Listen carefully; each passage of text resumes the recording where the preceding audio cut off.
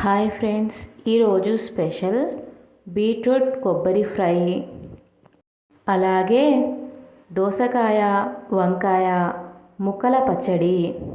ముందుగా beetroot fry చేసుకోవడానికి రెండు బీట్రూట్లను పీల్ ఆఫ్ చేసి చిన్న చిన్న ముక్కలుగా కట్ చేసుకొని కుక్కర్లో వేయాలి. ఇందులో కొంచెం పసుపు, రుచికి తగినంత ఉప్పు, ఒక టీ గ్లాస్ నీళ్లు పోసి 4 విజిల్స్ రానివ్వండి. 4 విజిల్స్ వచ్చి ప్రెషర్ కుక్కర్లోని ప్రెషర్ అంతా నార్మల్గా పోయాక మూత ఓపెన్ చేసి చూడాలి.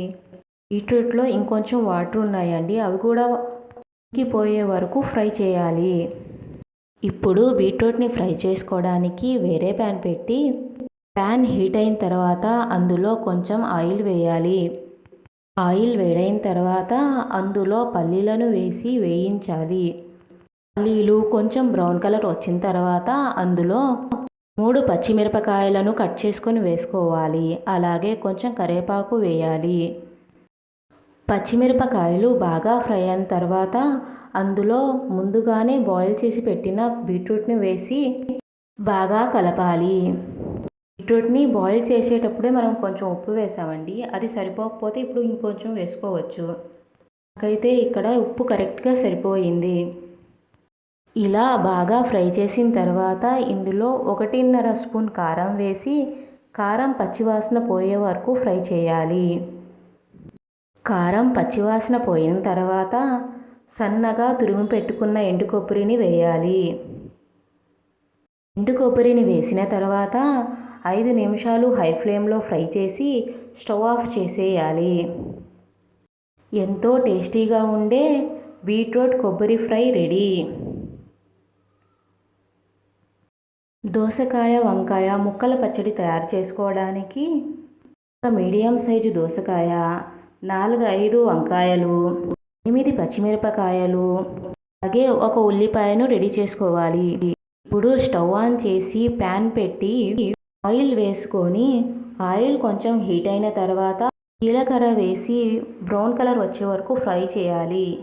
జీలకర్ర బ్రౌన్ కలర్ వచ్చిన తర్వాత ఇందులో ముక్కలుగా కట్ చేసి పెట్టిన వంకాయలు, కొంచెం పసుపు, కొంచెం ఉప్పు వేసి బాగా కలిపి పచ్చిమిరపకాయలను కూడా కట్ చేసుకొని వేయాలి. పచ్చిమిరపకాయలు వంకాయ ముక్కలు కొంచెం మెత్తబడే వరకు గ్యాస్ ఫ్లేమ్ను మీడియంలో ఉంచి ఫ్రై చేయాలి. వంకాయ ముక్కలు మెత్తబడిన తర్వాత అందులో కొంచెం చింతపండు వేసి ఒకసారి కలిపి స్టవ్ ఆఫ్ చేసేయాలి. వంకాయ పచ్చిమిరపకాయ ముక్కలు బాగా చల్లారిన తర్వాత దాన్ని మిక్సీ జార్లో తీసుకోవాలి. ఇందులో 10-12 వెల్లుల్లి రెబ్బలు, కొంచెం ఉప్పు, సగం ఉల్లిపాయ, అలాగే కొన్ని దోసకాయ ముక్కలు వేసి మెత్తగా గ్రైండ్ చేసుకోవాలి. మెత్తగా మిక్సీ పట్టిన తర్వాత ఇందులో మిగిలిన దోసకాయ ముక్కలు అలాగే పావు ఉల్లిపాయ వేసి కచ్చా పచ్చాగా మిక్సీ పట్టాలి. అంటే ఉల్లిపాయ ముక్కలు దోసకాయ ముక్కలు కనిపించేలా మిక్సీ పట్టాలి. ఇప్పుడు పోపుని రెడీ చేసుకోవాలి.